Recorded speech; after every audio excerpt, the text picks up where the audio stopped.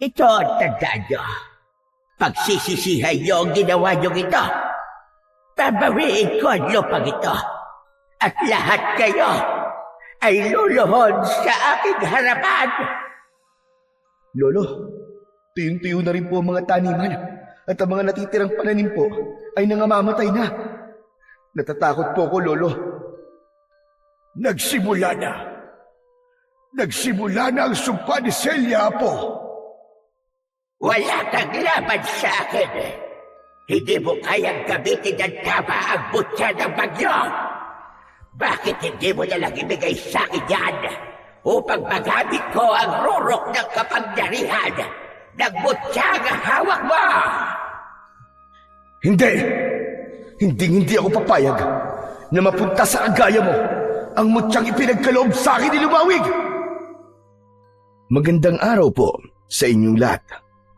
Ang kwentong inyong mapapakinggan ay tungkol sa binatang si Agibis na pinagkalooban ng mutya ng mata ng bagyo.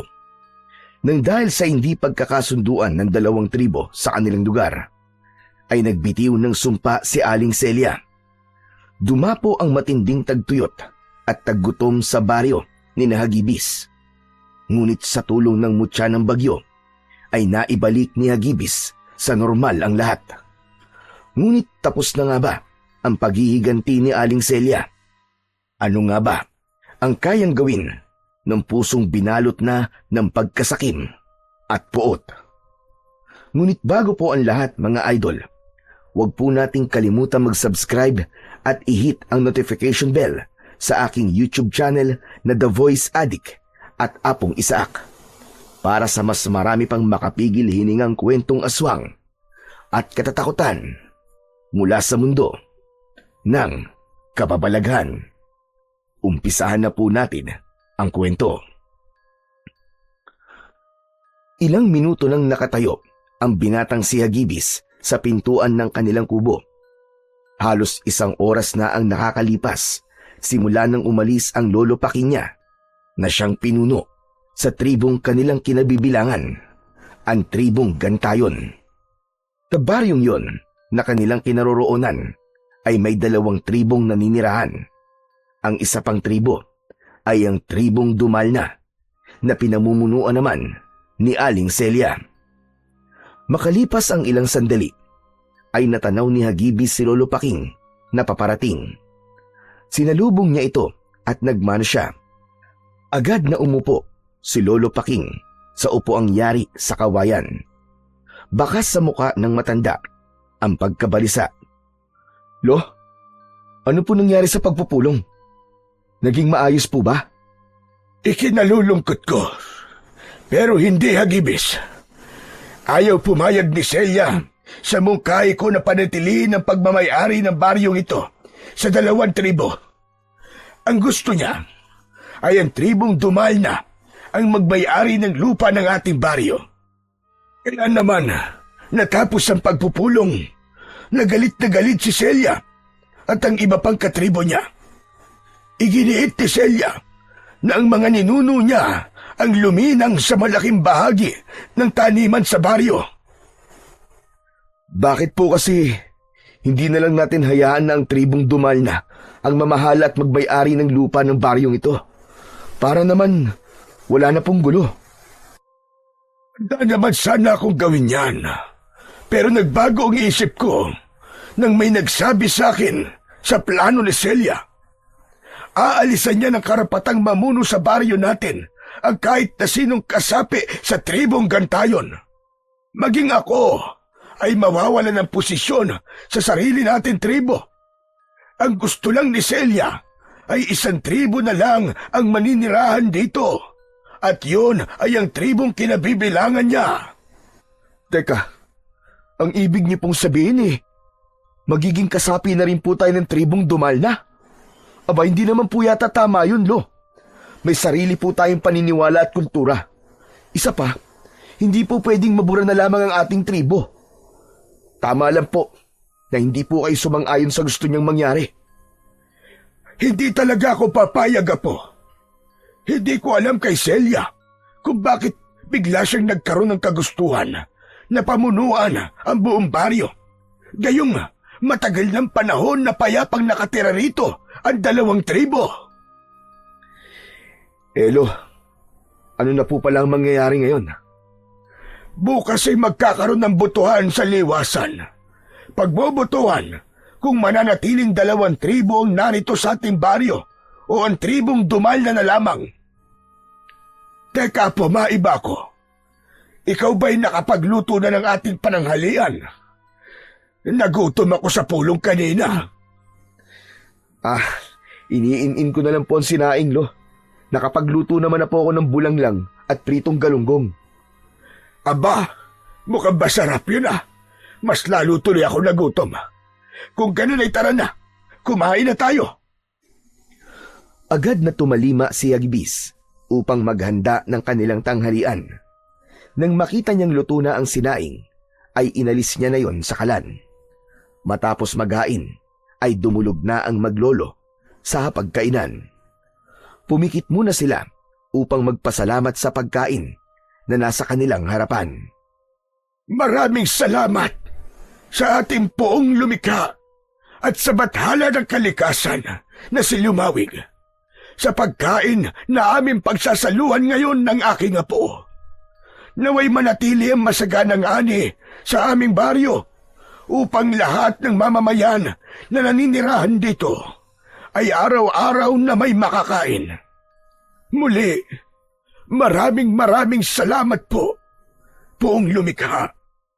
Pagkatapos ng maikling panalangin ng pasasalamat, ay nagsimula ng kumain sina Hagibis at Lolo Paking. Magana silang kumain at hindi muna sila nag-usap. Ang bathala ng kalikasan na si Lumawig na nabanggit ni Lolo Paking ay ang bathala na sinasamba ng mga tao sa kanilang baryo. Pinaniniwalaan nila na ito ang dahilan kung bakit palaging maganda ang ani ng mga tao roon. Hindi rin natutuyo ang lupa sa lugar nila dahil taon-taon ay may sapat yung ulan. Habang kumakain ay napatingin si Hagibis kay Lolo Paking na humihigop ng sabaw ng bulanglang. Napangiti siya dahil halatang nagustuhan na naman ng matanda ang luto niya. Hindi alam ni Hagibis kung paano siya mabubuhay kung wala si Lolo Paking. Matagal nang sumakibilang buhay ang kanyang mga magulang. Ang ama niya ay nalunod sa rumaragasang ilog at ang kanya namang ina ay namatay sa panganganak sa bunso niyang kapatid na hindi rin pinalad na mabuhay. Simula noon, si Lolo Paking na ang nag-alaga kay Hagibis. Sa kabila ng pagiging pinuno nito ng tribong Gantayon, ay hindi ito nagkulang ng paggabay sa kanya. Tinuruan siya nito na maging matapang, madasalin at magkaroon ng paggalang sa kalikasan.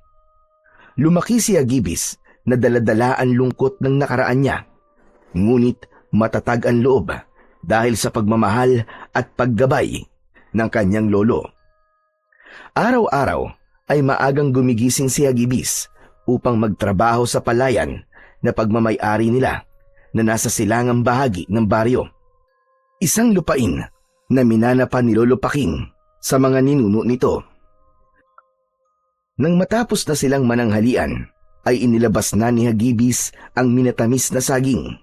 Pinagsaluhan nila yon ng kanyang Lolo Paking. Ay nako, naalala ko tuloy ang Lola Amelia mo. Palagi siyang gumagawa ng minatamis na saging nung siya ay nabubuhay pa. Kaya nga po, Lolo. Sa kanya ko nga po natutunan ang pagluluto nito eh. Paalala ko lang sa iyo, Apo. Kung sakaling sumunod na ako sa lola mo sa kabilang buhay, ay ikaw na ang susunod na mamumuno sa ating tribo.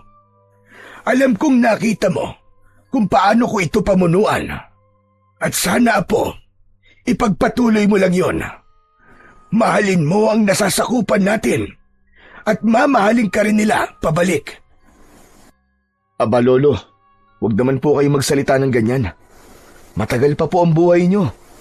Matagal pa po kayo magiging pinuno ng tribo natin. Nagpapakatotoo lang ako, Apo. Sa nangyayaring banggaan ngayon ng 2 tribo, ay hindi ko na alam ang maaaring mangyari. Hindi ko na alam kung ano ang kayang gawin ni Celia para lang maganap ang nais nila sa ating baryo. Naghalo ang lungkot at takot sa puso ni Hagibis sa sinabi ni Lolo Paking. Aminado siya na hindi na gaya ng dati ang relasyon ng tribong Gantayon at tribong Dumalna. Ngunit hindi siya nawawalan ng pag-asa na maaayos pa rin ang gusot sa dalawang tribo. Naniniwala siya na ang kailangan lang ay masinsinang pag-uusap at respeto sa bawat isa. Nang sumunod na araw ay maagang nagising sina Hagibis at Lolo Paking. Sabay silang nagdasal at pagkatapos ay kumain na sila ng agahan. Matapos yun ay naghanda na sila sa botohan na mangyayari sa liwasan. Habang naglalakad ay hindi na iwasan ni Hagibis ang kabahan. Lo, paano na lang po kung hindi sumang-ayon sa atin ang boto ng mga tao? Paano kung manalo po sina Aling Celia? Ang naisip ko ay kakausapin ko ang lahat ng kabilang sa ating tribo. Tatanungin ko sila kung nais ba nilang maghanap ng ibang lugar kung saan tayo pwedeng lumipat at magsimula ng panibagong buhay. Pero ang sa akin lang, Lo, hindi tayo pwedeng umalis sa baryong to. Dito tayo lahat isinilang at dito na rin tayo babawian ng buhay. Alam ko, Hagibis. Ngunit hindi ko hahayaan na mabura na lang ang tribong Gantayon. Kapag ginawa ko yun, ay parang tinraidor ko na rin ang ating buong angkan at ang mga ninuno natin. Ipagdasal na lang natin na ang botong mananalo ay siyang makakabuti para sa ating lahat. Sana nga po, Lo. Sana po ay gabayan tayong lahat ni Lumawig. Pagdating ni Hagibis sa liwasan, ay marami ng tao ang naroon. Nasa maliit na entablado si Aling Celia at taas noo itong nakatingin ng diretsyo. Tila naramdaman ng matandang babae ang presensya nila, kaya napatingin ito sa kanila. Walang ekspresyon ang muka ni Aling Celia. Umakyat na si Lolo Paking sa entablado at naupo sa bakanting upuan sa tabi ni Aling Celia. Nasa gitna ng dalawa ang isang baul kung saan ilalagay ng mga tao ang boto ng mga ito. Tumayo si Hagibis sa harapan kasama ng mga tao. Makalipas ang ilang sandali ay tumayo si Lolo Paking at nagsimulang magsalita. Mapagpalang araw sa ating lahat. Ngayon ay isang mahalagang sandali sa ating kasaysayan ng ating baryo ang magaganap. Hindi natin kayang itago ang tensyon sa pagitan ng ating dalawang tribo, ang Gantayon at ang Dumalna. Narito tayo ngayon upang gawin ang makatarungang proseso na tinatawag nating botohan. Tahimik na nakamasid si Hagibis sa kanyang lolo at ramdam niya ang bigat ng sitwasyon na yon. Lahat ng naririto ay bibigyan ng isang piraso ng papel. At sa papel na yon ay may dalawa kayong maaaring isulat. Kung nais nino na manatili ang dalawang tribo sa baryo, iguhit lamang ang isang bilog. Ngunit kung naniniwala kayo na nararapat na ang tribong Dumal na lamang ang matira, iguhit naman ang isang pahalang na linya. Ang inyong boto ay mananatiling lihim, kaya wala kayong dapat na ipangamba. Matapos ninyong isulat ang inyong boto, ay ilagay nyo ito sa baul na nandito sa harapan. Matapos na mabigyan ang lahat ng kapirasong papel, ay ipinamahagi na ang ilang pirasong panulat. Pinagpasapasahan ng mga naroon ang panulat. Nang mapunta sa kamay ni Hagibis ang panulat, ay walang pagdadalawang isip na bilog ang isinulat niya sa papel. Makalipas ang ilang minuto, ay nakapagsulat na ang lahat. Maayos silang pumila upang ihulog ang papel sa loob ng baul. Nang maihulog na ang huling papel, ay nagsimula ng buksan ng mga matatanda sa tribo ang baul at isa-isang binilang ang boto ng mga tao. Pigil ang hininga ni Hagibis habang pinagmamasdan ang bawat papel na binubuksan. Ang bawat bilog ay nagbigay sa kanya ng pag-asa at bawat pahalang na linya naman ay tila sundot ng patalim sa kanyang dibdib. Naramdaman niyang bumibilis ang tibok ng kanyang puso habang unti-unting dumadalas ang bilang ng mga bilog. Matapos ang halos kalahating oras ng pagbibilang ng boto ng mga tao, ay idiniklara na ang may pinakamaraming boto ay ang pananatili ng 2 tribo sa baryo ni Hagibis. Nagsigawan ang mga taong bumoto para sa desisyon na yun, habang ang iba ay nanatiling tahimik at halatang diskumpiyado. Ngunit kung merong pinaka hindi masaya sa resulta ng boto, ay walang iba kundi si Aling Celia. Tumayo ito mula sa pagkakaupo at malakas na itinuktok nito ang tungkod sa entablado. Malakas ang kutob ko na nagkaroon ng dayaan. Nais kong muling ulitin ang pagbibilang ng boto. Mas marami ang kasapi ng aking tribo. Kaya't bakit kami matatalo? Celia, 3 beses nang inulit ang pagbibilang. Nanalo talaga ang aking mungkay. Isa pa, walang natalo sa botohan na ito. Lahat tayo ay nanalo dahil mananatili sa dati ang ating baryo. 2 magkaibang tribo, ngunit nagkakaisa at nakatira sa iisang lugar. Anong pagkakaisang sinasabi mo, Paking? Ilusyon mo lang ang bagay na yan. Walang pagkakaisa kung may nalalamangan. Ang aking tribo lamang ang dapat na manirahan sa baryong ito. Dahil ninuno ko ang nagpakahirap na lilangin ang lugar na ito. Hindi na napigilan pa ni Hagibis ang makisali sa usapan. Nais niyang maliwanagan ang isip ni Aling Celia ng sandaling yun. Teka, mawalang galang na po, Aling Celia. Mas makakabuti po kung igagalang natin ang boto ng mas nakakarami. Isipin na lang po natin na ito po ang kaloob ni Lumawig at ito po ang makakabuti para sa ating lahat. May kilabot na gumapang sa buong katawan ni Hagibis nang matalim na tumingin si Aling Celia sa kanya. Lapastangan! Hindi porket apo ka ng pinuno ng inyong tribo ay makikisali ka na sa aming pag-uusap.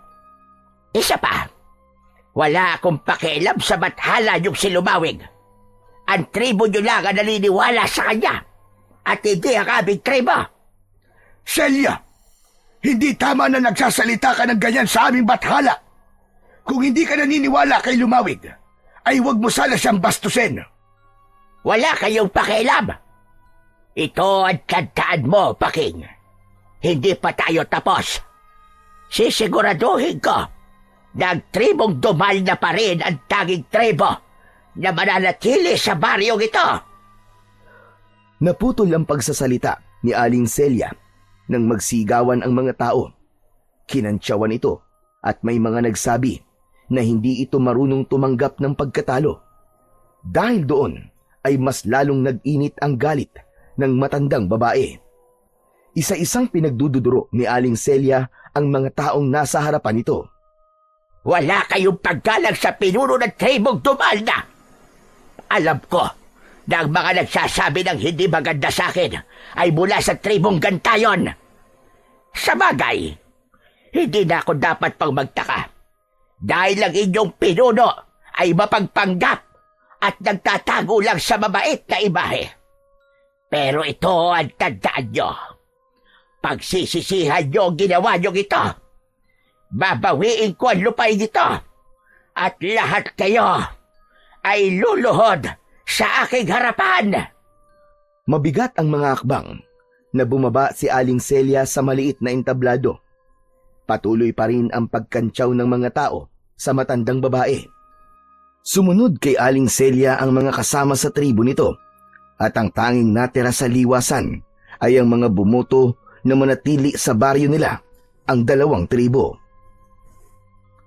Pagkatapos ng pagboto sa liwasan at kaguluhan ay umuwi na sina Hagibis at Lolo Paking sa kanilang tahanan. Tahimik sila pagpasok at sabay silang naupo sa sala. Panay ang paghinga ng malalim ni Lolo Paking. Alam ni Hagibis na malungkot ang lolo niya sa naging reaksyon kanina ni Aling Celia. Lolo, parang kinakabahan po ako sa mga binitiwang salita ni Aling Celia kanina. Parang nagbabanta na po siya. Hindi lang parang. Nagbanta na talaga siya. Ano po kaya kung kausapin niyo po siya uli? Paliwanagan niyo po siya na ang nanalong boto ay mapapakinabangan naman natin lahat na mas makakabuti na walang baguhin sa baryo natin. Saka ko na siya kakausapin kapag lumamig na ang ulo niya. Sa ngayon, ay hahayaan ko muna siyang iproseso ang emosyon niya. Naniniwala ko na kapag kumalma na siya, ay makakapag-isip na siya ng mas maayos. Sa bagay, tama po kayo, Lo. Mahirap pong kausapin ng isang tao kapag galit siya. Pero ang maganda po ay walang kailangan magbago sa baryo natin. Ang totoo nga po natakot ako na baka kailanganin po nating umalis sa lugar na to kasama mga kasapi natin sa ating tribo. Sa totoo lang, Apo, ay alam kong mananalo tayo sa butuhan. Ramdam ko na marami pa rin ang nais na manatili ang 2 tribo sa ating baryo. Nakita mo naman na kahit mas marami ang miyembro ng tribong Dumalna, ibig sabihin ay may mga Dumalna na bumoto na hindi pabor kay Celia. Bagamat nanalo ang gustong mangyari ni Hagibis sa kanilang baryo, ay hindi niya pa rin lubusang maging masaya. Paulit-ulit na umaalingaw-ngaw sa utak niya ang mga salita na binitiwan ni Aling Celia sa liwasan kanina. Inabukasan ng umaga, habang nag-aalmusal sina Hagibis at Lolo Paking, ay isang miyembro ng tribong Gantayon ang humahangos na nagtungo sa kanilang kubo. Sinabi nito na paalis na ang tribong Dumalna sa baryo nila sa pangunguna ni Aling Celia. Itinigil muna ni Hagibis ang pagkain at lumabas sila. Naabutan pa nila sina Aling Celia at ang lahat ng tribong Dumalna sa arko ng baryo. May bitbit ang mga ito ng mga gamit.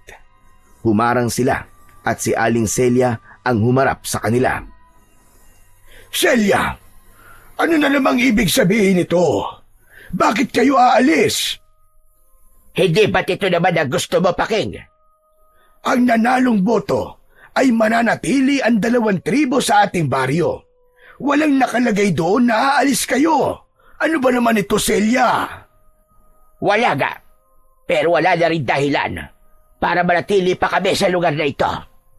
Pero wag kang masyadong maging masaya, Paking. Babalik kami rito at babawi namin ang lupang ito.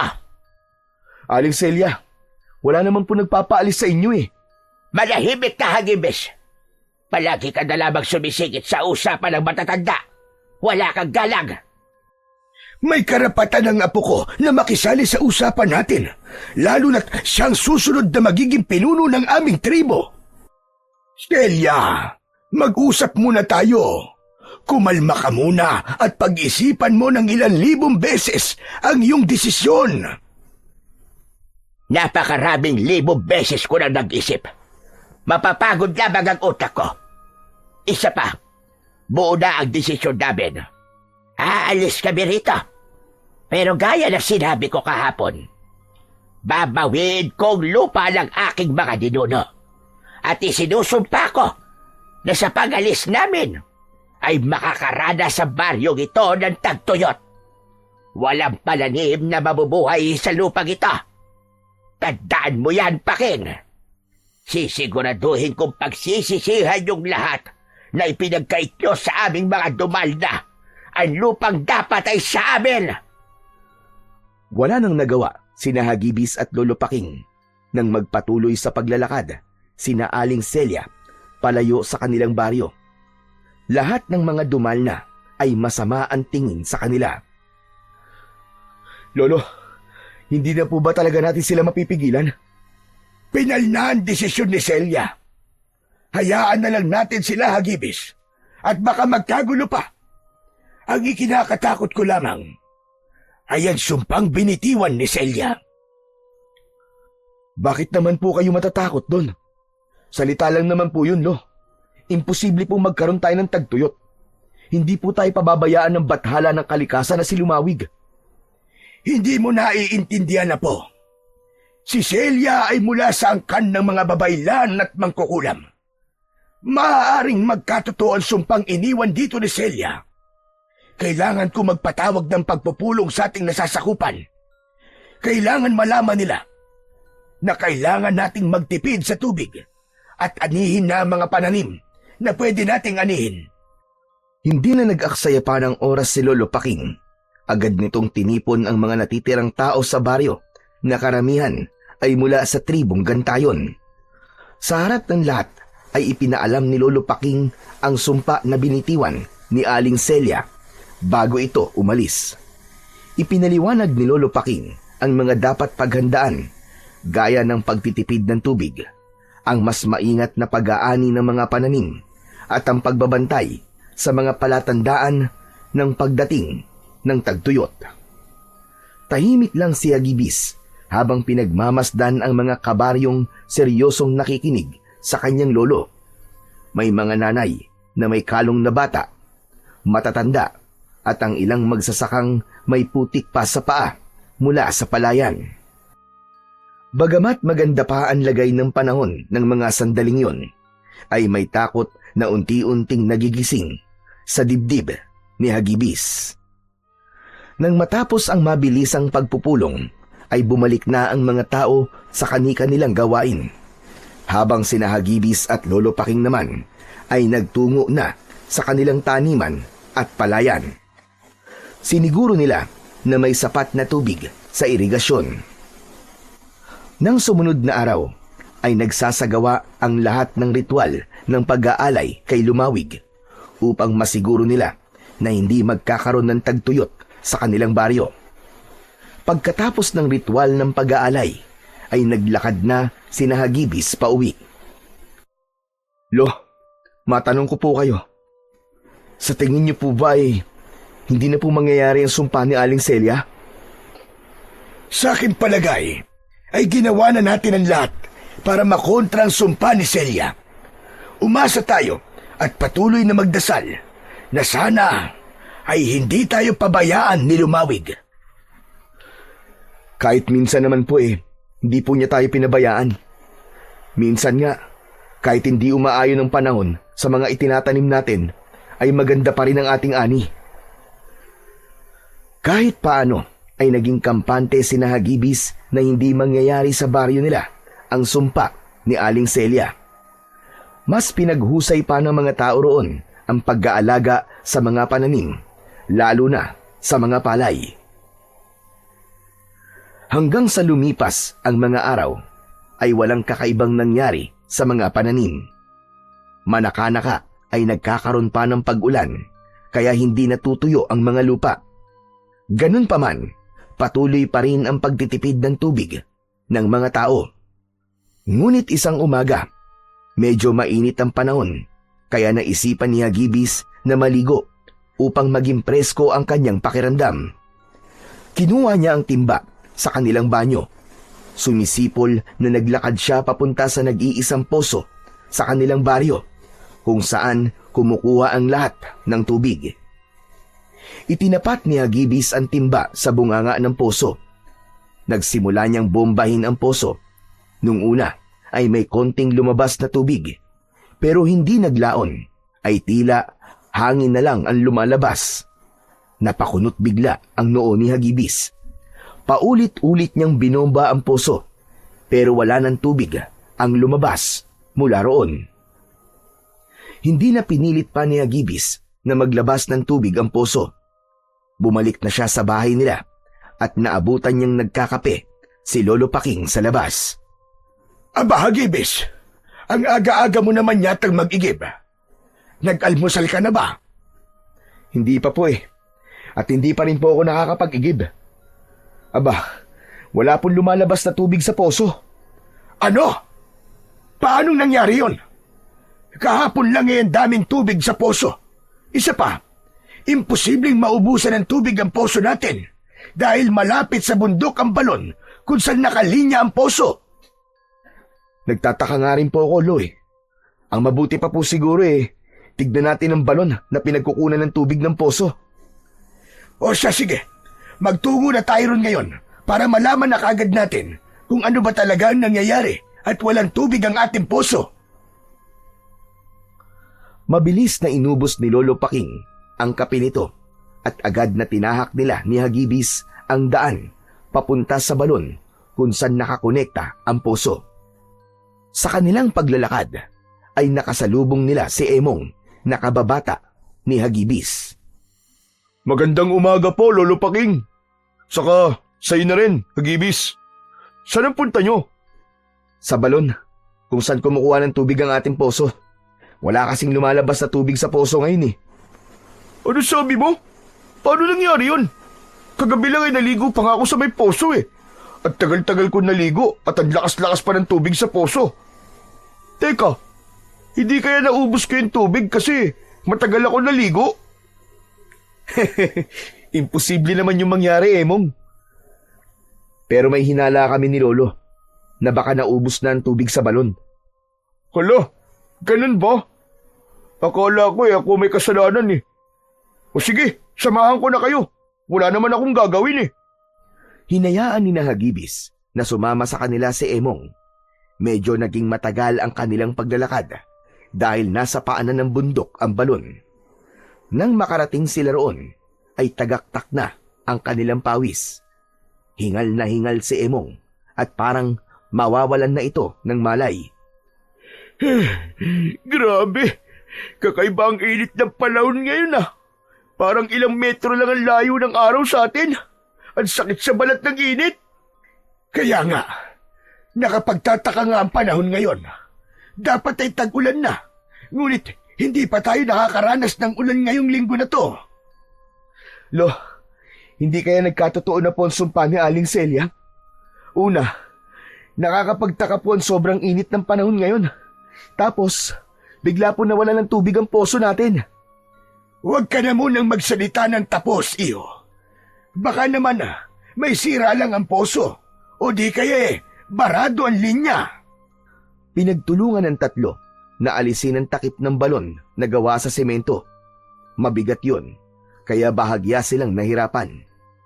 Sa pagkakaalis ng takip ng balon, ay napanganga silang tatlo, habang si Hagibis ay hindi makapaniwala na tuyong-tuyo na talaga ang balon at kahit isang patak ng tubig ay wala. Mahabaging langit! Anong nangyari? Bakit ganito katuyot ang ating balon? Lo, mukhang totoo nga po ang sumpa ni Aling Celia. Ito na po marahil ang umpisa ng tagtuyot sa ating baryo. Hindi. Hindi ito maaaring mangyari. Magugutom tayong lahat kung wala tayong pagkukunan ng tubig. Ang mga pananim natin, kailangan ay maani kagad natin ang mga yon. Agad na kumilos si Lolo Paking. Sa utos nito, ay agad na inani ng mga magsasaka ang pananim bago pa mamatay ang mga aning yon dahil sa labis na init. Bitbit ang mga sako, bayong at basket ay mabilis nilang isinilid ang mga ani saka dinala sa lumang imbakan sa likod ng bahay ni Lolo Paking. Makalipas ang ilang araw, unti-unting naramdaman ni Hagibis ang pagbabago sa hangin. Ang dating malamig at sariwang simoy ng hangin tuwing umaga ay napalitan ng tuyong hangin na parang tinutuyo at parang maganit sa kanyang lalamunan. Sa paglalakad niya sa palayan, isang hapon ay napansin niyang naninilaw na ang mga dahon ng palay na naiwan at dating mamasamasang lupa ay unti-unti nang natutuyo. May mga bahagi din ng bukid na nagkaroon na ng mga bitak na maninipis pa lamang, ngunit nagdulot pa rin yun ng kaba at takot kay Hagibis. Huminto siya sandali at yumuko. Hinaplos niya ang lupa at napansin ang init na nanggagaling doon. Init na hindi pangkaraniwan sa panahong yun. Sa kanyang dibdib ay unti-unting sumisiksik ang pag-aalala. dahil sigurado siya na nagsisimula na nga ang sumpa ni Aling Celia. Nagkukumahog na umuwi si Hagibis at naabutan niya si Lolo Paking na nag-uutos sa mga magsasaka sa tamang pag-iimbak ng mga ani upang hindi kagad mabulok ang mga yon. Pagkakita sa kanya ni Lolo Paking ay hinarap siya nito. Ano, Apo? Kumusta ang pagtungo mo sa palayan? Ano na ang lagay ng lupa doon? Lo, hindi po maganda. Nagkakaroon na po ng mga bitakan lupa. Tuyong-tuyo na rin po ang mga taniman at ang mga natitirang pananim ay nangangamatay na. Lo, natatakot po ako. Baka kapag naubos na po ang ating inimbak na mga pagkain, ay hindi na mabuhay ang mga binhi na sunod nating itatanim. Nagsimula na. Nagsimula na ang sumpa ni Celia, Apo. Pero hindi tayo susuko. Naguhukay na ang ilang kalalakihan upang gumawa ng panibagong balon na pagkukunan natin ng tubig. Tuloy-tuloy pa rin ang ritual ng pag-aalay natin kay Lumawig. Alam kong hindi tayo pababayaan ng bathala ng kalikasan. Hindi niya hahayaan na maghirap tayo ng matagal. Hindi po kaya. Dapat mo ihanapin natin si Aling Celia. Kausapin po natin siya. Nabawiin niya po ang kanyang sumpa. Sa tingin ko po, ay yun lamang ang tanging paraan para bumalik na po sa normal ang buhay natin. Sana nga ay ganun lamang kadaling hanapin siya. Kung alam mo lang, may mga tao akong inutusan para gawin ang iyong sinabi. Pero kahit bakas ni Celia, ay hindi nila makita. Nang sandaling yon ay mas lalong tumindi ang takot ni Hagibis. Ramdam niya na kapag nagtagal sila sa ganong sitwasyon, ay marami pang hindi magagandang mangyayari sa kanilang baryo at sa mga taong nakatira rito. Sa gitna ng lumalalang init ng panahon, ay naging mas mahigpit si Lolo Paking sa pamamahagi ng pagkain sa mga taong nananatili sa baryo. Araw-araw, sa parehong oras, nagpupunta ang mga tao sa harap ng lumang imbakan kung saan nakabantay si Lolo Paking at ilang kalalakihang katiwala. Isa-isa nilang isinusulat sa talaan ang bawat pangalan at itinatapat sa bilang ng miyembro ng pamilya upang doon ibatay ang sukat ng rasyong bigas at mga gulay. Walang labis, walang kulang. Hindi na rin pinapayagan ang paulit-ulit na pagkuha. Maging si Hagibis ay hindi ligtas sa mga patakarang yun. Bahagi siya ng mga tumutulong sa pamamahagi at araw-araw niyang nakikita kung paanong unti-unting nababawasan ang kanilang supply habang nadadagdagan naman ang gutom sa mga mata ng mga tao. Samantala, patuloy ang pagsisikap ng ilang kalalakihan na maghukay ng panibagong balon sa isang bahagi ng bukid. Ngunit matapos ang ilang araw ng paghukay at pagsusunog ng balat sa araw, ay wala silang nakitang tubig sa ilalim ng lupa. Ang mga bukirin ay halos abo na ang itsura at maging ang mga naunang inaning gulay at bigas ay unti-unti nang nabubulok. Isang umaga ay nagtipon-tipon ang mga tao sa liwasan. Nasa unahan si Lolo Paking at nasa tabi nito si Hagibis. Ramdam ni Hagibis ang bigat ng responsibilidad ng kanyang lolo, kaya hindi niya ito iniwanan dahil alam niya na sa ganung pagkakataon ay kailangan siya nito. Mga kasama, alam kong mabigat na ang mga araw na lumilipas.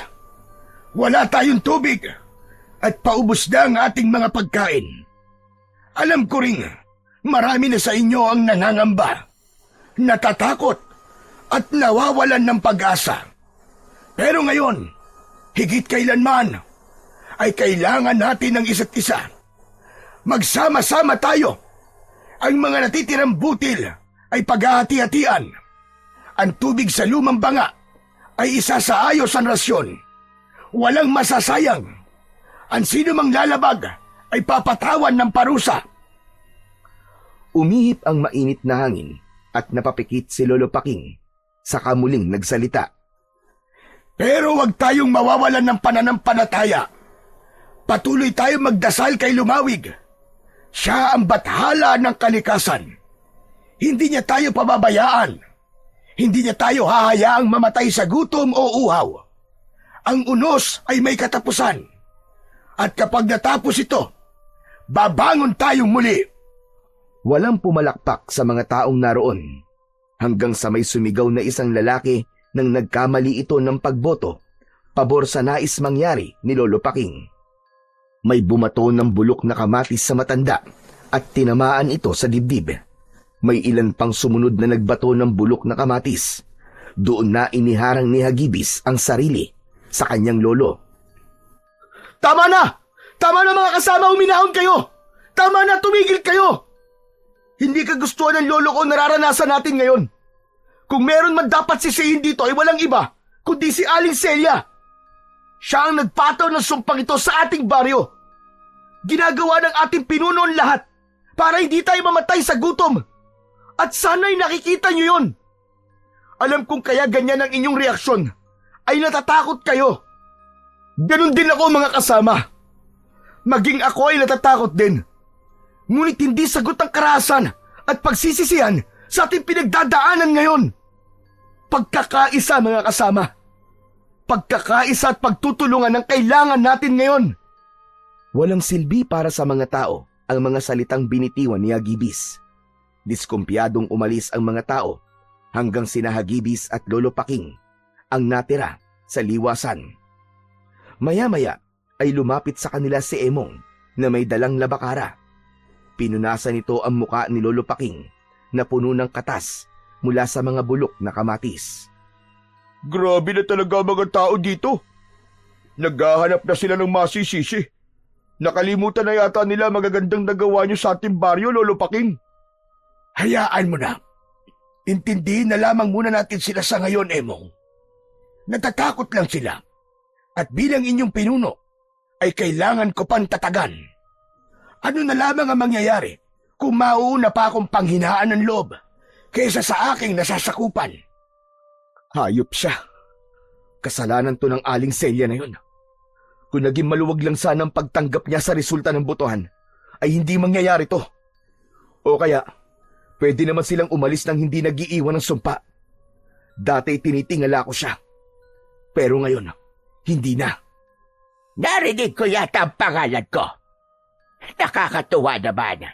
Dahil kahit wala na ako rito sa baryo nyo, ay bukang bibig nyo pa rin ako. Nagulat sina Hagibis nang marinig nila ang boses ni Aling Celia. Napalingon sila sa kanilang likuran at nakita nila ang pinuno ng tribong Dumalna habang tangan ang tungkod nito. May nakakalokong ngiti sa labi nito. Aling Celia, mabuti naman at nagpakita ka pa sa amin. Nais ko lang na makita ng personal ang unos na inyong nararanasan ngayon dahil sa aking sumpa. Napakasayang makita na nahihirapan kayong lahat, lalong-lalo ka na, Paking. Anong pakiramdam na unti-unti ka nang tinatalikuran ng mga taong dati nagtitiwala sa'yo? Celia, maawa ka sa mga tao rito. Kahit huwag na sakin. Bawiin mo na ang sumpa. Kung galit ka sa akin, ay ako na lamang ang parusahan mo. Huwag mo nang idamay pa ang ibang tao rito, lalong-lalo ng mga bata. Wala akong pakialam sa nararamdaman mo, Paking. Ang gusto ko ay maghirap kayong lahat dito. Gusto kong pagsisihan nyo kung bakit hindi nyo pinili ang aking tribo ang magmay-ari ng lupang ito. At ito ang tandaan nyo. Hindi natatapos sa tagtuyot at taggutom ang aking paghihiganti. Kamatayan. Kamatayan, Paking. Kamatayan ang kakahantungan yung lahat. Tumayo ang balahibo sa braso ni Hagibis sa sinabing yun ni Aling Celia. Tama na! Tama na, Aling Celia! Hindi pa ba sapat sa inyo na makitang nahihirapan kami? Bawiin mo na ang sumpa mo! Hindi. Hindi ko babawiin ang ibis. Lahat kayo ay mababatay. At kapag dumating na ang araw na yon, babalik ang aking tribo sa baryong ito dahil ito ay amin. Abat, sumusobra ka ng matanda ka. Laking gulat ni Hagibis at Lolo Paking nang biglang sumugod si Emong kay Aling Celia. Ngunit bago pa mapagbuhatan ni Emong ng kamay ang matanda, ay inilapat na ni Aling Celia ang kamay nito sa noo ni Emong. Gumalaw ng mabilis ang bibig ni Aling Celia na parabang may inuusal itong dasal. Natigilan si Emong, natulala ito at parang bigla itong nawala sa sarili. Nagpalinga-linga si Emong at nang makita nito ang mga durog na bulok na kamatis sa lupa, ay isa-isa nitong dinampot yun at kinain. Akala mo ay gutom na gutom si Emong nang gawin nito yon. Pinigilan ni na Hagibis at Lolo Paking si Emong, kaya nawala ang atensyon nila kay Aling Celia. Hinawakan ni Hagibis ang mga kamay ng kanyang kaibigan nang akmang isusubo nito ang bulok na kamatis. Emong! Emong, tama na! Hindi mo dapat kinakain yan! Tama na, Emong! Sa tingin ko, ay dinasalan ni Celia si Emong. Iniharap ni Lolo Paking si Emong dito at isang malakas na sampal ang ibinigay nito kay Emong. Tila nagising si Emong sa mahabang pagkakatulog at sumuka ito nang mapagtanto nito na kumakain siya ng bulok na kamatis. Ano nangyari? Bakit kumakain ako nito? Dinasalan ka ni Aling Celia. Mabuti na lang at sinampal ka ni Lolo. Kaya pala sakit ng mukha ko eh. Teka, nasa na ba si Aling Celia? Napatingin si Hagibis at Lolo Paking sa kinatatayuan kanina ng matandang si Aling Celia. Pero wala na roon ang matanda. Luminga sila at kahit saan ay hindi na nila ito nakita. Parang nawala ito na parang bula. Labis ang pagtataka ng tatlo dahil napakabilis na nawala ni Aling Celia. Sa paglipas ng mga araw ay lalong tumindi ang kalagayan ng baryo. Ang init ay tila apoy na unti-unting tumutupok sa lahat. Walang ulap sa kalangitan at ang hangin ay tuyo at masangsang. Ang mga lalagyan ng tubig ay unti-unti nang nauubos at ang mga pananim ay naging abo na lamang sa tuyot, bitak-bitak na lupa. Marami sa mga tao ang nagsimula ng kumain ng mga bulok na gulay. Ang mga bata ay nagiging matamlay at nagkakasakit. May ilan na piniling lisanin na ang baryo, ngunit mas marami pa rin ang nanatili dahil walang ibang mapupuntahan. Patuloy pa rin ang paninisi ng ilan kay Lolo Paking. Unti-unti nang nawawala ang respeto ng ilan sa matanda na dating tinitingala at hinahangaan. Si Hagibis ay lalong hindi na makatingin sa mga mata ng kanyang mga kababaryo. Kapag naglalakad siya sa labas, ay naririnig niya ang usap-usapan ng ilang tao tungkol sa kanyang Lolo Paking. Isang hating gabi, hindi makatulog si Hagibis. Kanina ay nabalitaan nila ang pagkamatay ng isang matandang lalaki dahil sa labis na gutom at pagkauhaw. Pakiramdam niya ay yun na ang tinukoy ni Aling Celia na kamatayan sa kanilang baryo at alam niya na nagsisimula pa lamang yun. Lumabas si Hagibis at nagtungo sa malawak at tuyong palayan. Nanghihina siyang napaluhod habang nakatingala sa kalangitan. Lumawig! Bathala ng kalikasan! Hindi na po namin alam ang aming gagawin. Hirap na po kami. Kung galit ka po sa amin, sabihin niyo po. Kung may kasalanan po kami, turuan niyo po kaming bumawi. Sinubukan lang po namin protektahan ng lupaing minahal namin. Pero ngayon, mahal na bathala, parang pinarurusahan niyo kami. Pakiusap, bigyan niyo po kami ng tubig. Bigyan niyo po kami ng bagong simula. Hindi na nga napigilan ni Hagibis ang mapahagulgol. Yumuko siya at hinayaan niya ang pagdaloy ng kanyang mga luha. Habang nakaluhod si Hagibis sa gitna ng tuyot na palayan, ay biglang umihip ang malamig na hangin mula sa iba't ibang direksyon. Kasunod nun ay isang liwanag ang bumaba mula sa langit. Sa gitna ng liwanag ay unti-unting lumitaw ang isang nilalang na matangkad kumpara sa pangkaraniwang tao. Ang balat nito ay kulay kayumanggi. Ang kasuotan nito ay isang balabal na tila yari sa ginto. Mahaba at itim ang buhok nito. Nakikita at naririnig ko ang inyong paghihirap, Hagibis. Ngunit ang sumpang nakakabit sa inyong baryo ay lubhang malakas. Ano to? Lumawig! Lumawig! Mahal na batala ng kalikasan! Muling yumuko si Hagibis. Humalik siya sa lupa bilang pagbibigay ng galang sa bathala. Hindi siya makapaniwala na magpapakita sa kanya ang bathalang kanilang sinasamba. Tumayo ka. Tumayo ka, Hagibis. Pagmasdan mo ako. Ngunit, bathalang Lumawig, hindi ko po kayo karapat-dapat na makita. Kung hindi ka karapat-dapat, ay wala ako ngayon sa iyong harapan. Marahang tumingin si Hagibis kay Lumawig. Tumayo siya at tinignan ang bathala. Tahimik lamang si Lumawig habang nakatingin kay Hagibis. Paumanhin, kung pakiramdam nyo ay hindi ko dininig ang inyong pagsamo at mga dasal. Ngunit ang totoo ay lumikha lamang ako ng isang bagay na makakatulong sa inyo. Kailanman mahal na bathalang Lumawig, ay hindi nawala ang aking pananampalataya sa inyo. Pero anong bagay po ang inyong tinutukoy? Inilahad ni Lumawig ang kanang kamay niya. Mula roon ay lumitaw ang isang bato na kulay berde na may mata sa gitna. Nagliliwanag yun na parabang isa yung mamahaling kristal. Ito ang mutya ng mata ng bagyo, Hagibis. Ang mutyang ito ay may kapangyarihan at kakayahan na kontrolin ang panahon.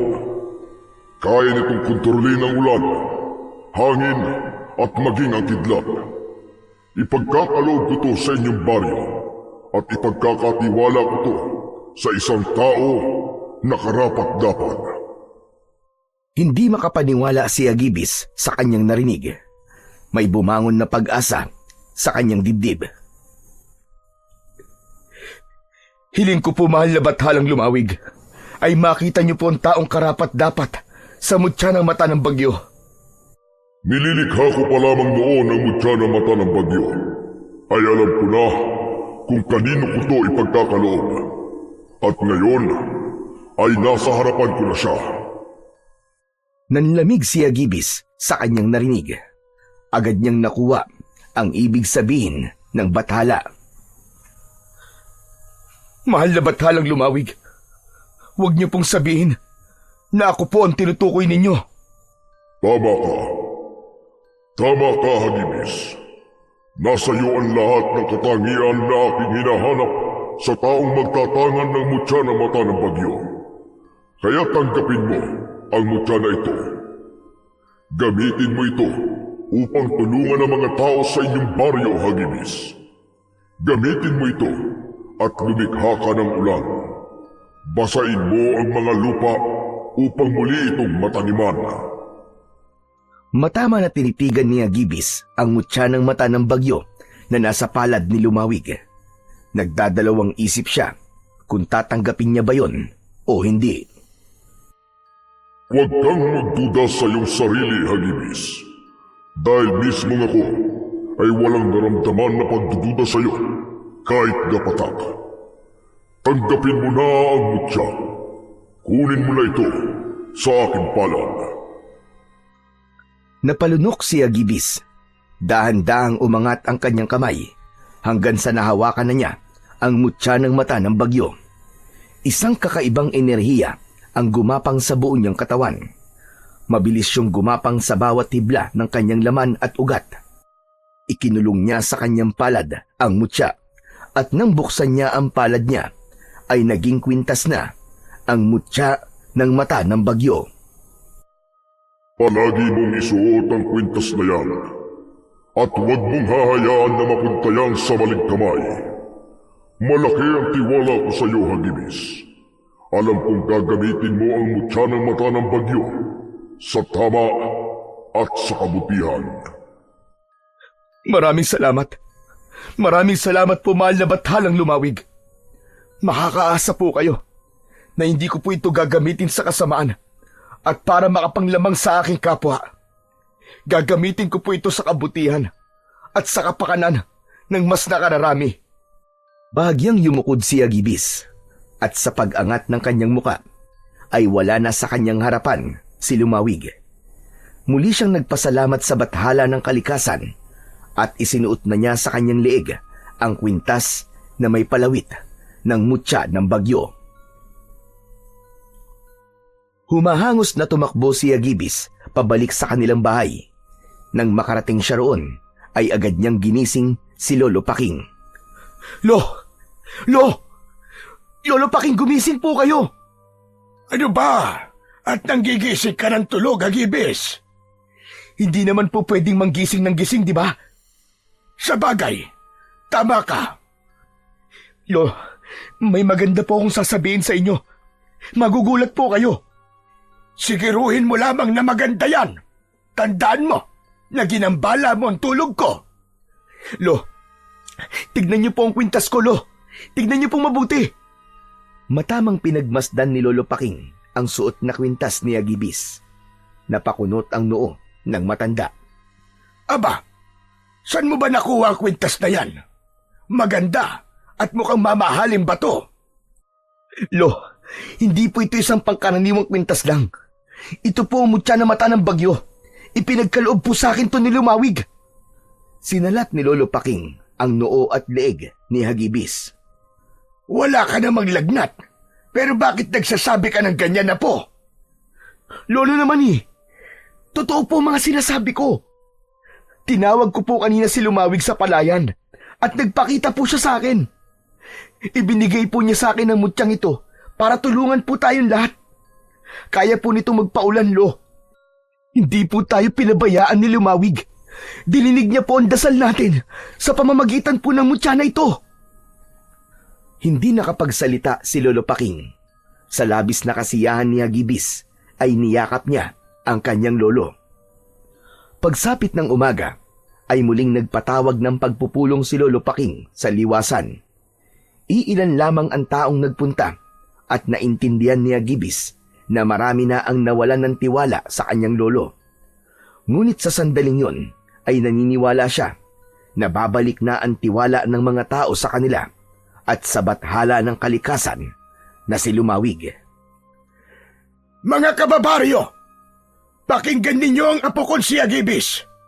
May ibabalita siya sa ating lahat na isang bagay na maaaring magpabago ng kalagayan natin ngayon. Tumahimik ang lahat. Tumayo si Hagibis sa harapan ng mga tao at saka siya nagsimulang magsalita. Mga kasama, kagabi, habang ako'y sumasamo kay Lumawig sa gitna ng palayan, ay nagpakita sa akin ang mahal na bathala ng kalikasan. Ipinagkaloob niya sa akin ang mutya na mata ng bagyo. Isang mutya na may kakayahang kontrolin ang panahon at kasama na rito ang pagkontrol sa ulan. Ayon sa mahal na bathalang Lumawig, ay gamitin ko ito upang muling bumuhos ang ulan sa ating baryo. Umalingaw-ngaw ang mahihinang bulungan ng mga tao. Hanggang may sumigaw na baka gutom lang daw si Hagibis, kaya niya yun nasasabi. May sumigaw pa na wag nang paasahin ni na Hagibis ang mga tao sa isang bagay na imposible. Hindi na nagsalita si Hagibis para pilitin na maniwala ang mga tao. Ang naisip niya ay ipakita na lamang sa lahat ang patunay na totoo ang kapangyarihan ng mutya ng mata ng bagyo. Mahigpit na hinawakan ni Hagibis ang mutya at pumikit siya. Mutya ng mata ng bagyo, dinggin mo ko. Basbasan mo ang aming baryo ng ulan. Ulan na muling magbibigay buhay sa aming mga tanim. Ulan na magbibigay ng pag-asa sa aming lahat upang magpatuloy ang aming mga buhay. Nagulantang ang lahat Nang biglang lumitaw ang maitim na ulap sa kalangitan, sinundan yon ng pagkidlat at pagkulog. Nagsimulang lumamig ang hangin na sinabayan ng pagpatak ng ulan, hanggang sa ang paisa-isang patak ay tuluyan ng bumuhos. Mabilis na nabasa ang tuyong lupa. Nagsigawan ang mga tao sa labis na kasiyahan. Mga nakatingala at nilalasap ang pagyakap ng malamig na buhos ng ulan. Ang iba ay nagpaikot-ikot habang sumasayaw.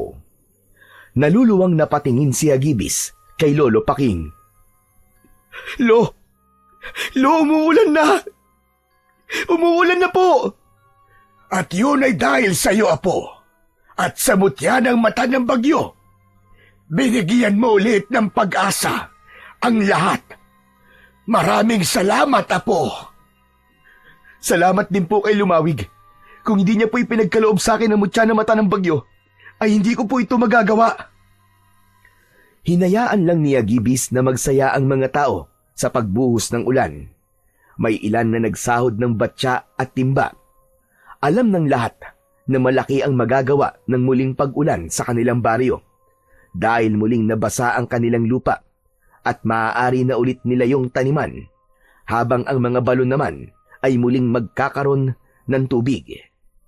Muling nabuhay ang baryo ni Hagibis matapos ang matinding tagtuyot. Mabilis na natutunan ni Hagibis na gamitin ang mutya ng mata ng bagyo upang kontrolin ang ulan. Nagtanim ulit ang mga tao ng palay, mais at gulay. Ang mga dating tuyong balon ay muli nang napuno ng malinaw at malamig na tubig. Maraming tao ang humingi ng tawad kay Lolo Paking. Hindi rin nakalimutang pasalamatan ng mga tao si Agibis. Nagkaroon din sila ng ritual ng pag-aalay para kay Lumawig bilang pasasalamat sa mutya ng mata ng bagyo. Unti-unting nakabangon ang baryo ni Hagibis at doon niya napatunayan na mas malakas ang kapangyarihan ng isang bathala kumpara sa isang sumpa. Isang umaga, masayang pinagmamasdan ni Agibis ang mga taong nagtatanim ng palay. Nasa tabi niya si Emong na kumakain ng saging. Grabe, Agibis! Sino mag-aakala na babalik na sa dati ang baryo natin, no? Mabuti na lang talaga at nandiyan ka at ang mutya ng mata ng bagyo. Kaya nga Kaya salamat pa rin kay Lumawig dahil siya nagbigay sa atin ng mutya ng mata ng bagyo.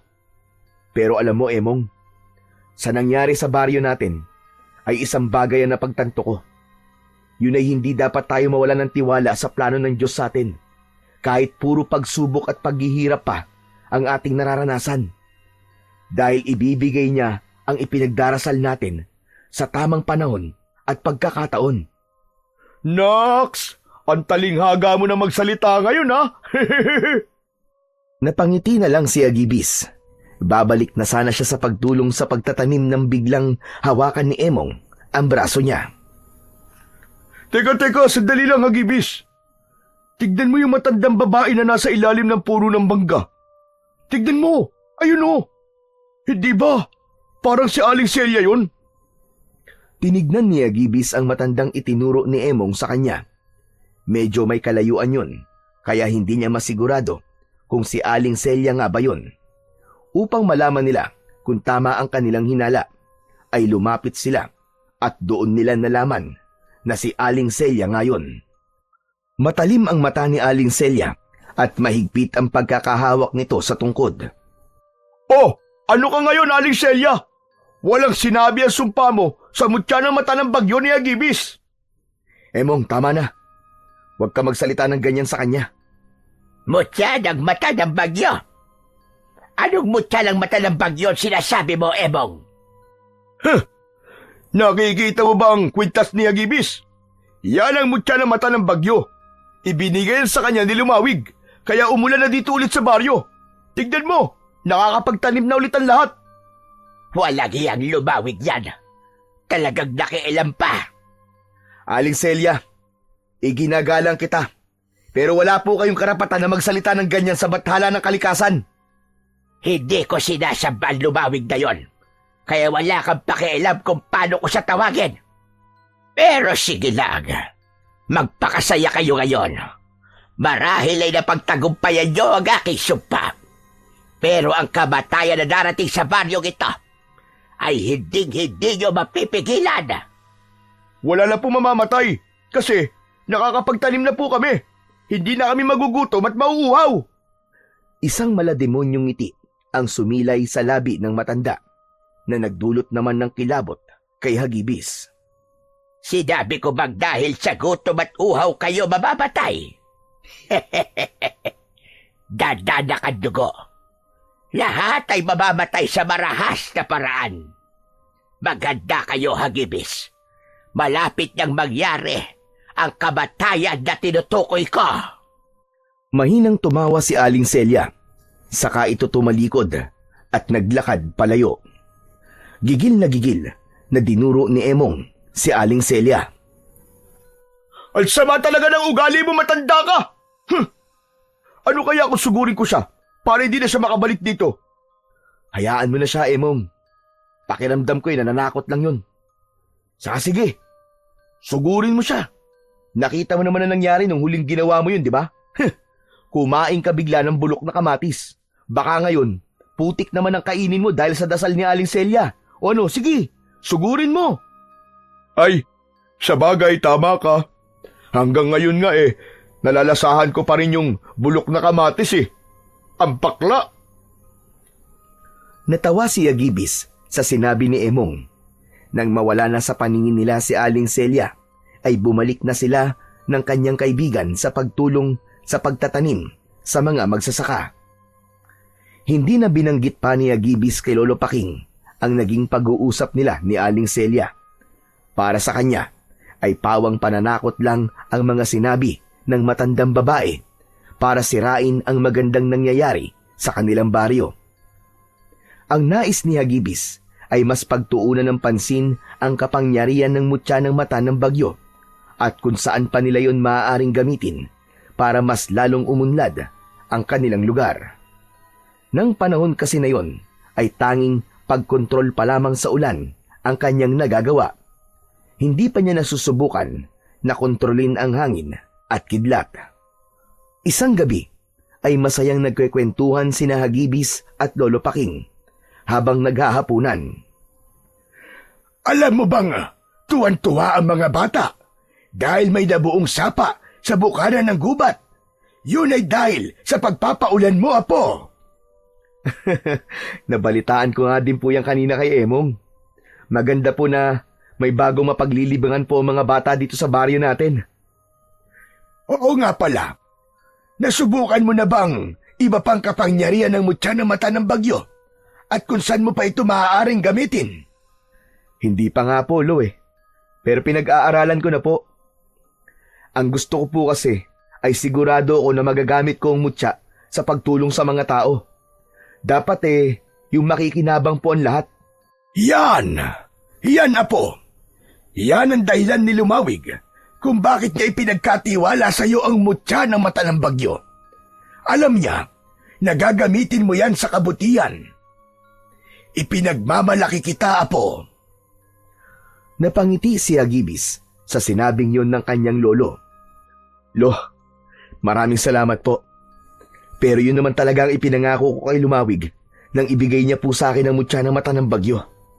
Ayoko pong isipin na porkit sa akin niya ipinagkatiwala ang mutyang to, ay ako o tayo lang po ang dapat na makinabang dito.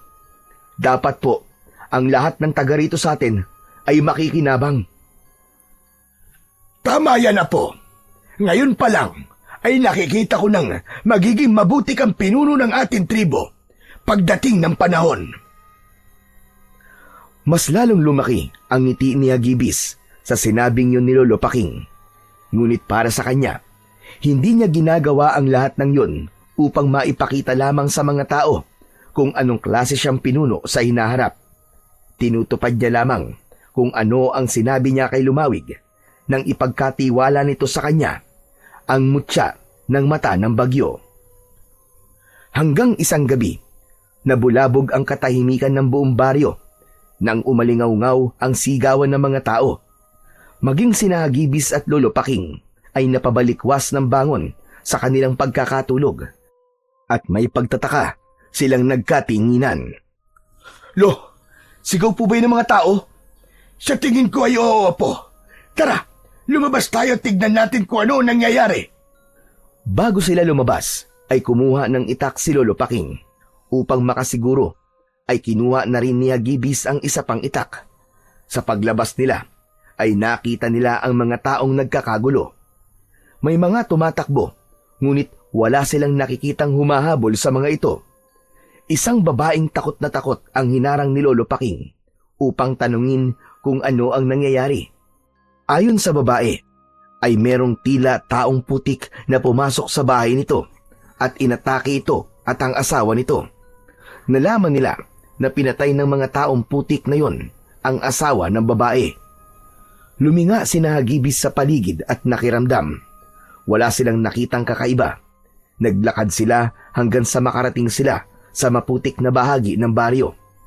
Nang tumapak sila sa putik, ay laking gulat nila nang may humawak at humila sa kanilang mga paa. Natumba ang maglolo at napaupo sila. Mula sa putik ay lumitaw ang dalawang nilalang na may nakakatakot na itsura na balot ng putik. Hindi nila yun napansin dahil humalo ang mga yon sa putik na nasa daan. Namumula ang mga mata ng dalawang nilalang. May matutulis na mga ngipin at mga kuko. Malaki ang bibig ng mga yon na parabang kayang-kayang lunukin ng mga yon ang isang buong bata. Hagibis! Mga aswang ang mga yan! Saan galing ang mga nilalang na yan, Lolo? Hindi ko rin alam. Pero huwag kang matatakot, Hagibis. Kailangan natin silang paslangin. Mabilis ang kilos ng mga aswang. Agad na sumugod ang una at sinugod si Hagibis. Inundayan niya ito ng saksak sa tagiliran at napaatras ang aswang. Galit na galit itong umangil. Sinugod ni Hagibis ang aswang at bago pa ito makaiwas ay isang malalim na hiwa sa leeg ang ibinigay niya rito. Halos humiwalay ang ulo ng aswang sa katawan nito at walang buhay itong bumagsak sa lupa. Ang isa pang aswang ay umatake mula sa kanan. Naagapan ito ni Lolo Paking at sumalubong ang itak dito. Tumama yon sa braso ng halimaw. Napaurong ito, ngunit bumuelo lang pala yon upang sunggaban si Lolo Paking. Bumaon ang matatalim na kuko ng aswang sa dibdib ng matanda. Napasigaw si Lolo Paking at napaluhod ng dahil sa labis na sakit. Napasigaw si Hagibis at mabilis na tumakbo na parang isang bagyong dumadaluhong. Inundayan niya ng sunod-sunod na suntok at taga ang aswang at sa isang mabilis na galaw, sinaksak ni Hagibis ang puso ng aswang gamit ang matalim na dulo ng itak. Napaatras ang halimaw at nanlaki ang mga mata nito. Kasunod nun ay bumulagta ito sa lupa. Umikot ang tingin nila sa paligid nang hilakbot si Hagibis nang makita niya ang napakaraming aswang na balot sa putik na inaatake ang mga tao. Lolo, ako na pong bahala rito. Bumalik na po kayo sa bahay. Hindi maaari. Kailangan kong ipagtanggol ang mga tao. Pero may sugat po kayo, Lo. Nasasayang ang oras natin sa pag-uusap na ito. Sige na! Biglang tumakbo si Lolo Paking papunta sa isang aswang na nilalapa ang isang lalaki. Tinagayon ni Lolo Paking sa batok, habang si Hagibis naman ay tinulungan ang mag-ina na muntik ng sunggaban ng isang aswang. Sa dami ng mga aswang na naroon ay hindi na alam ni Hagibis at Lolo Paking kung sino ang unang tutulungan. Hanggang sa isang napakalakas na pag-angil mula sa kung saan ang umalingaw-ngaw. Mula sa madilim na bahagi ng baryo ay lumabas si Aling Celia na may malaking ngiti sa labi. Huminto ang mga aswang na balot sa putik sa pag-atake at nagtipon-tipon ang mga yon sa likod ni Aling Celia. Tumayo sina Hagibis at Lolo Paking, ilang metro lamang ang layo mula kay Aling Celia at sa mga aswang. Celia! Anong ibig sabihin ito? Huwag mong sabihin na ikaw ang may pakana ng pag-atake ng mga aswang dito sa baryo! Sino pa nga ba? Kundi ako. Nakatutuwang makita ang napakaraming bangkay At naaawa ko sa inyong dalawa dahil kayo lang ang may lakas ng loob na lumaban para sa lahat. Kung ganon, mga aswang pala ang tribo nyo. Ang tagal nyo kaming niloko. Nagkakamali ka, Hagibis. Hindi kami natural na mga aswang. Nang umalis kami sa baryong ito, ay ibinenta namin ang aming kaluluwa sa dyablo kung si Lumawig ang tumutulong sa inyo. Sa amin naman ay ang hari ng kadiliman. Ginawa niya kaming mga aswang na may kakayahang magtago sa putik. Ito na ang sinasabi kong kamatayan. Kamatayan, Hagibis. At walang magagawa ang mutya mo na ang tanging kaya gawin ay magpaulan. Tama na! Tama na, Celia! Isipin mo na minsan mong minahal ang baryong ito. Huwag mo itong gawin sa amin! Ngunit hindi ako minahal ng mga tao sa lugar na ito, Pakig. Kaya uubusin ko kayong lahat hanggang mapunta sa amin. Ang dapat ay sa amin. Sa'yo na ang baryong ito kung gusto mo. Aalis na lamang kami. Huwag mo lang patahin ang mga taong nandito. Nakikiusap ako sa'yo, Celia. Hindi ko tatanggapin ang alok mo, Pakeng. Buo na ang desisyon ko. Babawiin ko ang baryong ito sa madugo at marahas na paraan.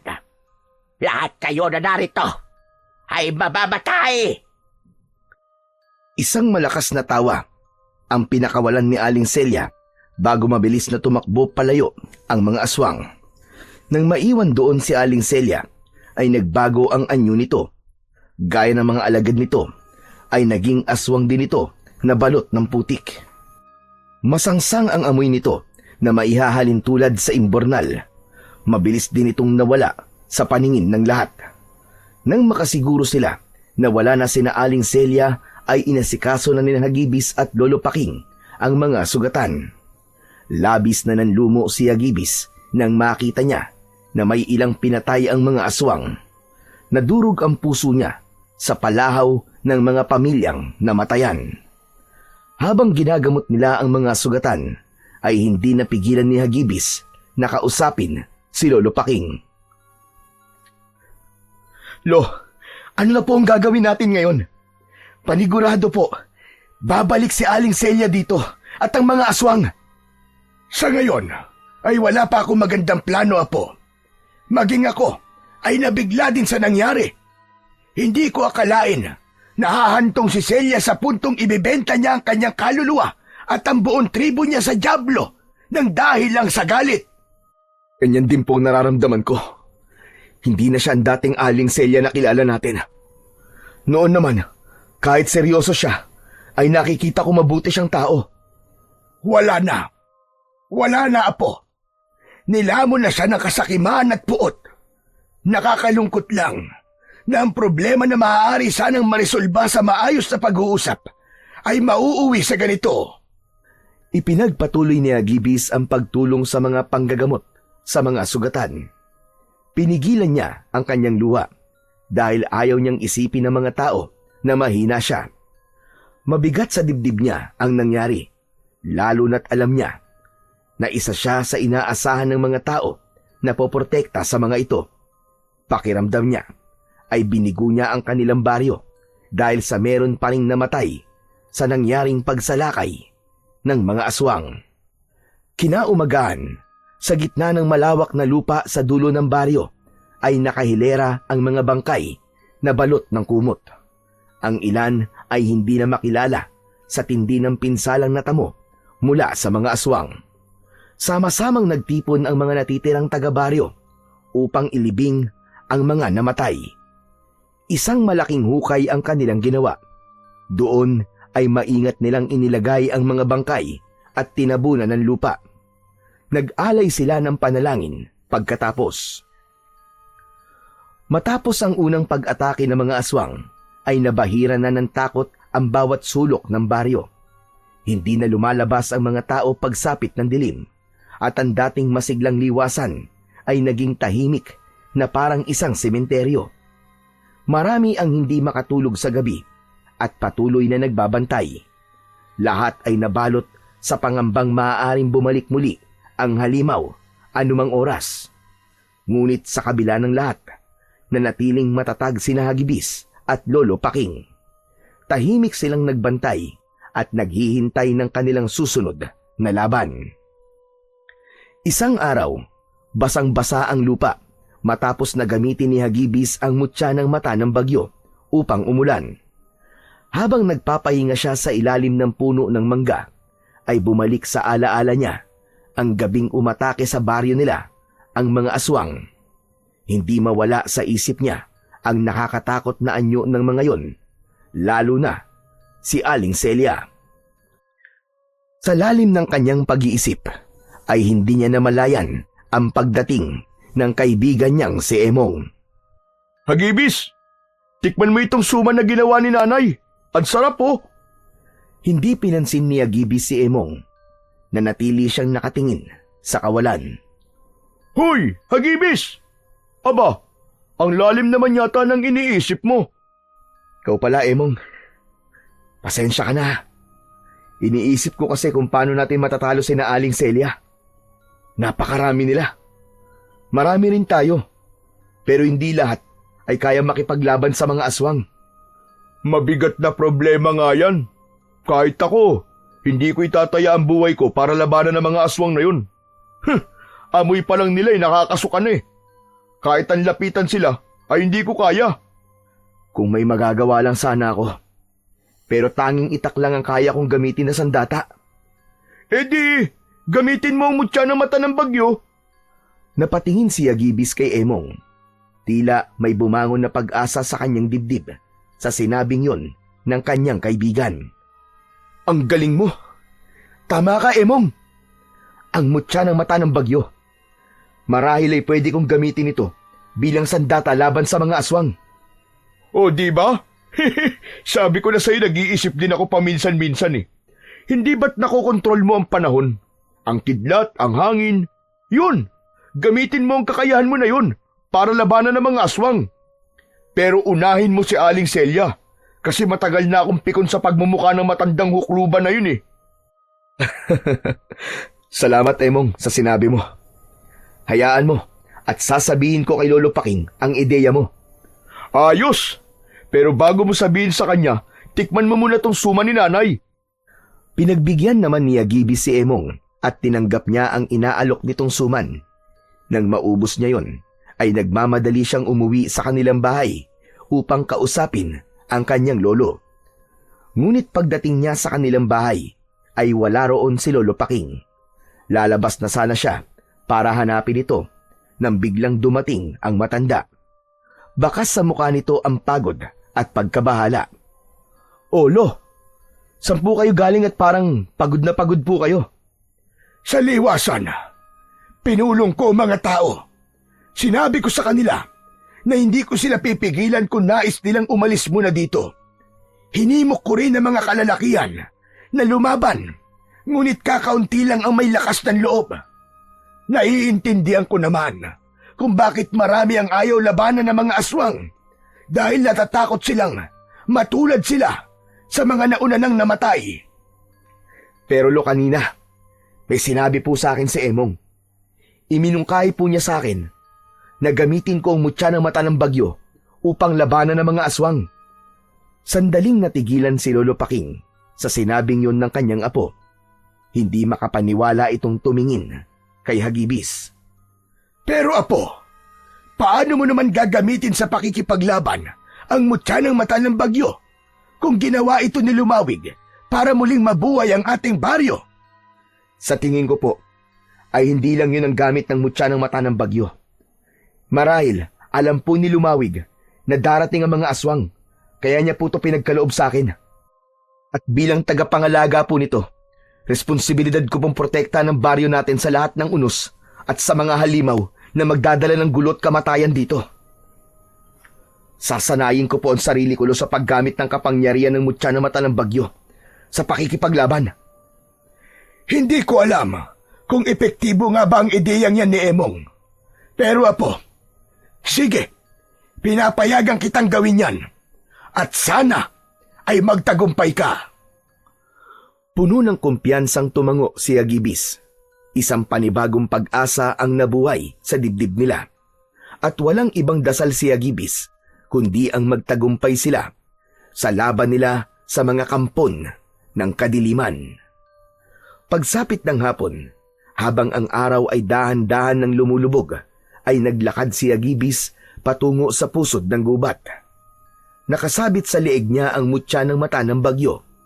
Nang makakita siya ng malawak na bakanting lupa sa gubat, ay huminto siya roon. Huminga siya ng malalim at itinuon niya ang lahat ng kanyang enerhiya sa mutya. Una niyang sinubukang kontrolin ang hangin. Inunat niya ang mga kamay at marahang pumikit. Ilang saglit pa ay naramdaman niyang lumakas ang ihip ng hangin sa paligid niya. Sa isang iglap ay pinakawalan niya ito sa isang direksyon at nabuwal ang ilang mga puno na naroon. Sunod niyang sinubukan tawagin ng kidlat. Itinutok niya ang kamay niya sa langit at may biglang liwanag na dumaan sa kalangitan na sinundan ng pag-ugong ng kulog. Tumama ang kidlat sa malaking bato at halos mahati yun sa gitna. Diniskubre pa ni Agibis ang iba pang kayang gawin ng mutya ng mata ng bagyo. Nagawa niyang gumawa ng ipo-ipo at nakontrol niya ang direksyon kung saan yun pupunta. Makalipas ang ilang sandali, ay nakaramdam ng pagod si Agibis. Naupo siya sandali sa ilalim ng isang mayabong na puno. Habol niya ang paghinga, ngunit may ngiti sa kanyang labi. Sa kabila ng pagod, ay damang-dama niya ang lakas na bumabalot sa kanyang katawan.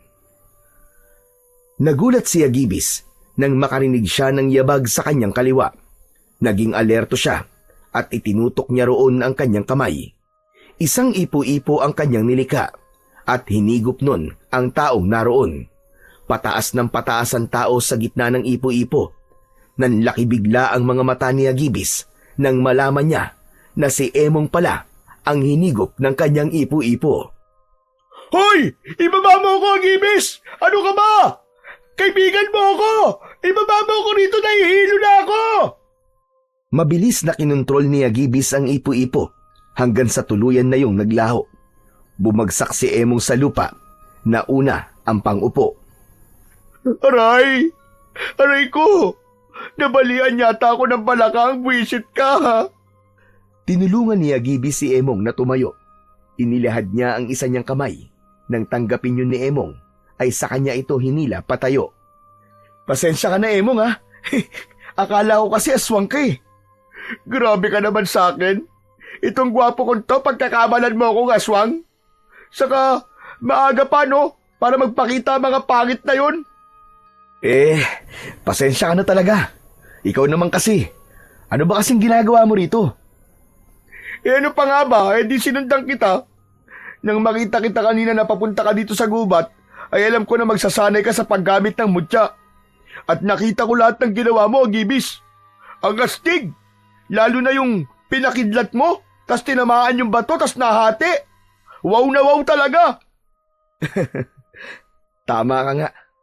Magagamit ko nga ang mutya para labanan ng mga aswang. At ideya mo yun, Emong. Salamat ah. Walang anuman. Siyempre, kahit hindi ako lalaban ng pisikal sa mga aswang, ay dapat may ambag pa rin ako, no? Pero, pwede bang gumawa ka ulit ng ipo-ipo? Gusto ko lang makita ng malapitan. Wag na. Pagod na ako eh. Umuwi na tayo. Sige na. Isa lang naman eh.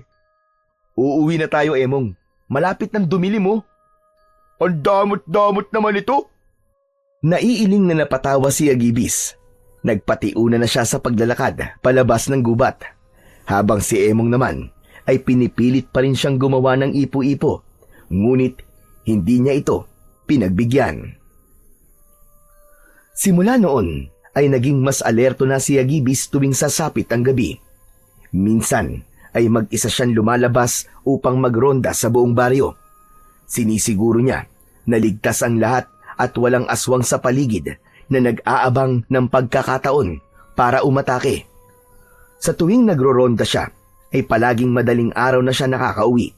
Kung minsan pa nga ay inuumaga na. Gaya na lang sa araw na yon, halos pasikat na ang araw nang makauwi si Agibis galing sa pag-iikot sa buong baryo. Nakita niya si Lolo Paking na naghahanda ng almusal sa kanilang maliit na kusina. Magandang umaga po. Inumaga ka na naman ah. Aba, matulog ka rin at baka magkasakit ka niyan. Matuto ka ring magpahinga, Apo. Hindi ko po kaya magpahinga, Lo. Hindi ko po kayang makatulog ng mahimbing sa gabi. Hanggat alam ko po na maaaring bigla na lang umatake sina Aling Celia rito. Gusto ko po makasiguro na kapag umatake sila, ay ako ang unang haharap sa kanila para wala ng ibang tao ang masaktan at mamatay. Talagang ipinagmamalaki kita, Apo. Napakalaki ng pagmamahal mo sa baryong ito. Sigurado ko na nakangiti sa iyo si Lumawig dahil hindi siya nagkamali na ibinigay sa iyo ang mutya ng mata ng bagyo. Iyo, kumusta pala ang pagsasanay mo? Maayos naman po, Lo. Marami po ako nadidiskubreng bagay na kaya palang gawin ng mutya ng mata ng bagyo. Sa tingin ko po ay malaki ang posibilidad na mananalo po tayo sa laban. Masaya akong marinig yan sa iyo, Apo. Pero, saka na natin pag-usapan yan. Mag-almusal na muna tayo at baka lumamig na itong kape. Naupo na si Agibis at magana siyang kumain. Bagamat sinasabi niya na kaya niya ang magiging laban nila sa mga aswang at kay Aling Celia, ay may takot pa rin siyang nararamdaman. Hindi lang niya yon ipinapakita dahil gusto niyang bigyan ng pag-asa ang lahat na malalagpasan nila ang napakalaking problema na kanilang kinakaharap ng sandaling yon. Nagpatuloy si Agibis sa kanyang pagsasanay, ngunit kahit abala siya sa bagay na yon, ay hindi niya kailanman kinalimutan ang isa pa niyang tungkulin sa baryo. Tuwing umaga ay pinupuntahan niya ang mga sakahan kung saan abala na ang mga magsasaka sa pagtatanim. Kapag nakita niyang natutuyo ang lupa, ay pinapaulan niya ng bagya upang hindi mahirapan ang mga magsasaka sa pagtatanim. Ang mga magsasaka ay hindi na nag-aalala sa tagtuyot. Kung minsan pa nga ay pinapadaloy ni Agibis ang malamig na simoy ng hangin upang bigyan ng ginhawa ang mga pagod na katawan ng mga nagtatrabaho.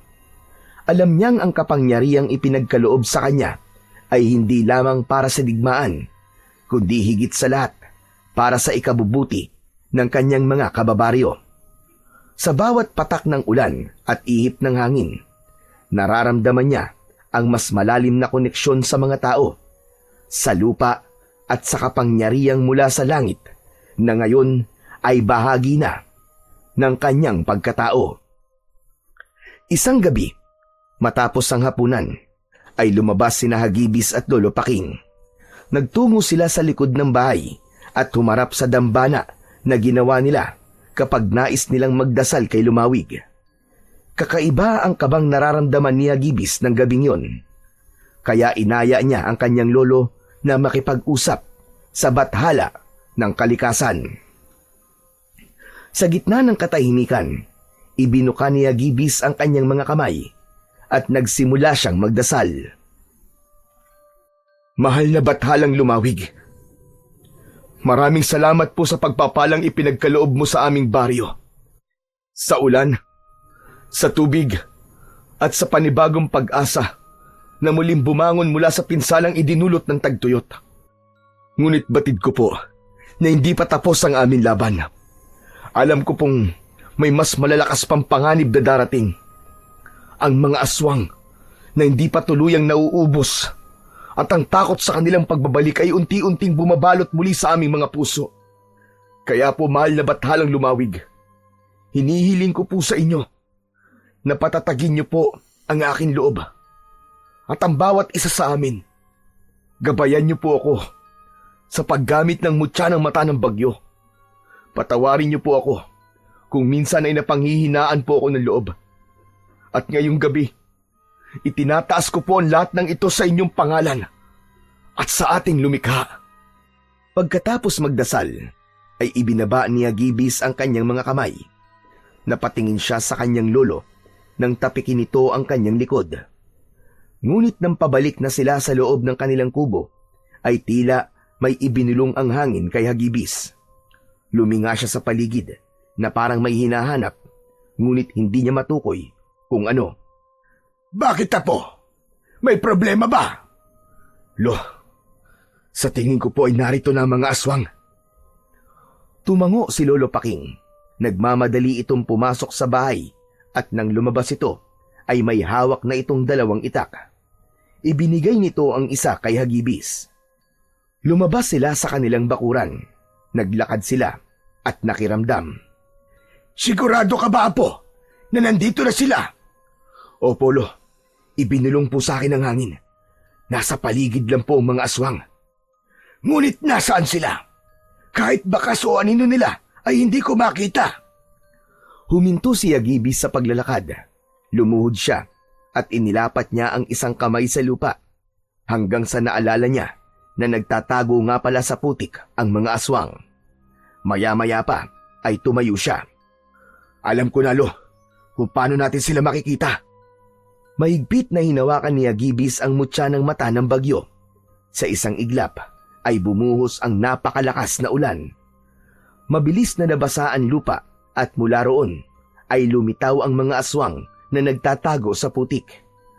Nahugasan ng ulan ang katawan ng mga ito, kaya wala ng paraan ang mga aswang upang magtago pa sa kanila.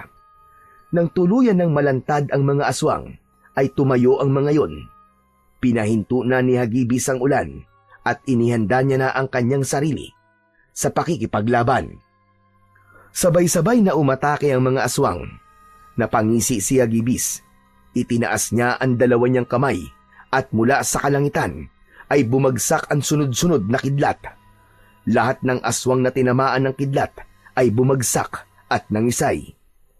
Isang aswang ang sumugod kay Hagibis mula sa gilid, ngunit isang buhawi ang bumalot sa kanyang katawan na siyang nagtaboy sa aswang.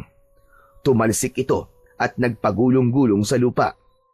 Nagsimula na ring lumaban si Lolo Paking gamit ang kanyang matalas na itak.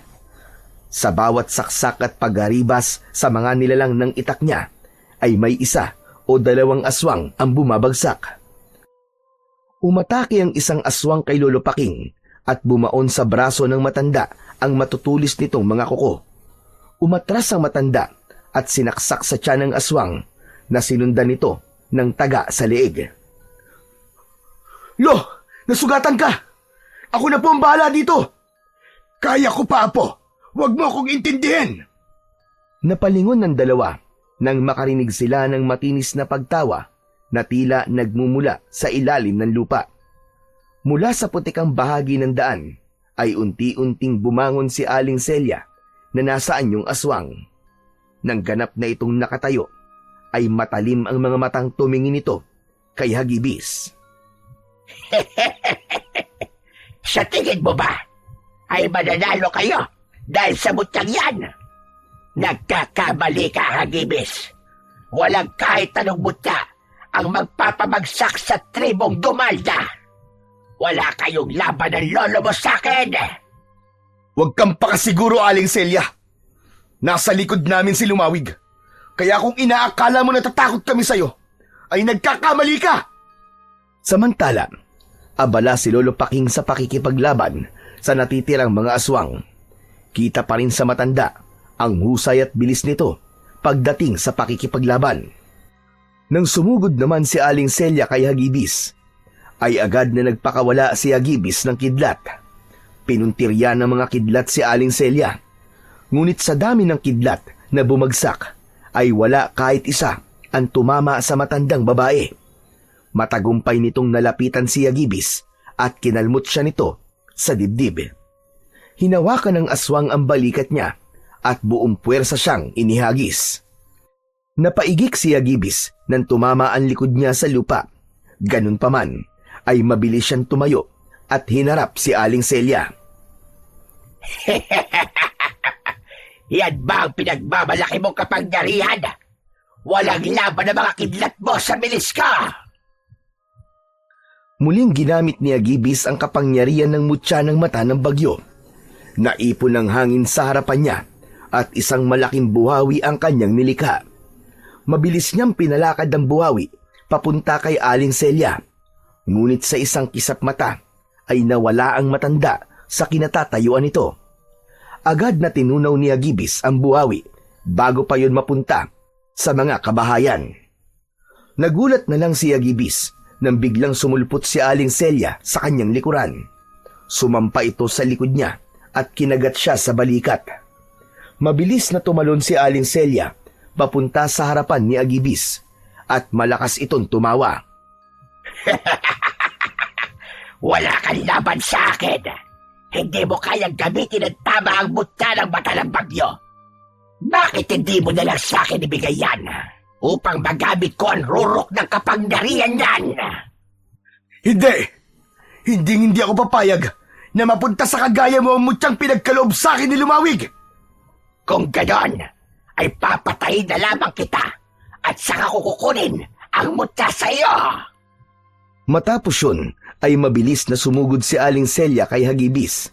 Muli siya nitong hinawakan sa magkabilaan niyang braso at ibinalibag sa malayo. Sa pagkakataon na yon, ay hindi naging maganda ang pagkakabagsak sa lupa ni Agibis. Naramdaman niya ang labis na sakit sa kanyang likod at dibdib. Habang tumatayo si Agibis, ay naramdaman niya ang paggapang ng kakaibang init sa loob ng kanyang katawan. Maigpit niyang hinawakan ng mutya ng mata ng bagyo at saka siya malakas na sumigaw. Lumawig! Bathala ng kalikasan! Alam kong naririnig niyo ako! Ngayon ko kailangan ng inyong lakas at kapangyarihan! Tulungan niyo po ako! Isang malakas na kidlat ang bumagsak mula sa langit at tumama yun ng diretso sa katawan ni Agibis. Sumunod pa ang isa at isa pa. Sunod-sunod na tinamaan ng kidlat si Agibis. Ngunit imbis na masugatan sa mga kidlat, ay mas lalo pang lumakas si Agibis. Nang huminto ang pagtama ng kidlat kay Agibis, ay binalot ng kuryente ang kanyang katawan. Umangat ang paa niya sa lupa at sa tindi ng enerhiyang bumabalot sa kanya, ay naging kulay puti ang kanyang buhok at lumutang siya sa ere. Napaatras si Aling Celia at hindi maipinta ang takot sa mukha nito. Hindi! Imposible! Imposible ito! Anong klaseng kapangyarihan yan? Ito ang kapangyarihan na tatapos sa'yo! Sa isang kisap mata, ay sumugod si Agibis papunta kay Aling Celia. Mas mabilis pa siya sa kidlat, kaya hindi na nagawang iwasan ni Aling Celia ang kanyang pag-atake. Nagulat na lang ang matandang aswang nang nasa harapan na nito si Agibis habang nakaumang ang isang kamao. Isang napakalakas na suntok mula kay Agibis ang natanggap ni Aling Celia. Tumama ang suntok sa tapat mismo ng puso nito. Sa sobrang lakas ng suntok na yon, ay bumaon yun sa dibdib ng aswang at lumagpas sa likod nito. Agad na hinugot ni Agibis ang kanyang kamao at walang buhay na bumagsak sa basan lupa si Aling Celia. Sa huling hininga ni Aling Celia ay lumabas pa ang itim na usok mula sa bibig nito at kasabay ng pagkamatay ni Aling Celia ay magkakasabay din bumagsak at nangamatay ang mga aswang sa paligid. Maraang lumapat ang mga paa ni Agibis sa lupa. Nang nakatapak na siya sa lupa, ay nawala na rin ang kuryenteng bumabalot sa kanya, ngunit ang buhok niya ay nananatiling kulay puti. Nang makita ni Agibis si Lolo Paking na palapit sa kanya, ay sinalubong niya ito kahit sugatan siya. Puno ng kasiyahan na nagyakap ang maglolo. Apo, napakahusay mo! Ipinagmamalaki kita! Tapos na po, Lo. Tapos na. Hindi na po natin kailangan matakot kay Aling Celia at sa mga aswang na putik. Mula sa mga bahay ay lumabas ang mga tao at nakiisa ang mga ito sa kasiyahan ni Agibis at Lolo Paking. Lahat ay nagpaabot ng pasasalamat sa dalawa at may ilan pang naiyak dahil sa labis na kasiyahan. Nakangiting tumingala sa kalangitan si Agibis at tahimik siyang nagpasalamat kay Lumawig dahil hindi sila nito pinabayaan. Matapos ang laban na yon, ay bumalik sa dati ang katahimikan ng baryo ni Hagibis. Hindi na kinailangang gamitin ni Hagibis ang mutya ng bagyo upang tumulong sa mga magsasaka, sapagkat kasabay ng pagkamatay ni Aling Celia ay namatay na rin ang sumpang ipinataw nito sa baryo. Makalipas ang ilang taon, ay itinalaga na nga ni Lolo Paking si Hagibis bilang bagong pinuno ng tribong Gantayon. Mula noon, namuno si Hagibis ng may pagmamalasakit sa lahat ng tao sa kanyang nasasakupan.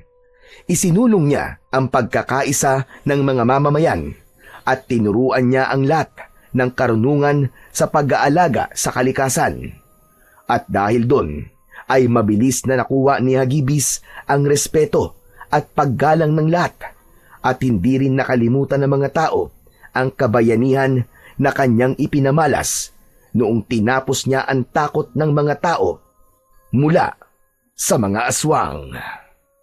At nangako siya sa mga ito na hanggat nabubuhay siya ay iaalay niya ang sarili niyang buhay sa pagtatanggol at pananatili ng katahimikan at kapayapaan sa kanilang baryo, sa tulong ng mutya ng mata ng bagyo at sa gabay ng mahal na bathalang Lumawig, at sa paniniwala at pananampalataya niya sa Diyos na pinakamakapangyarihan sa lahat.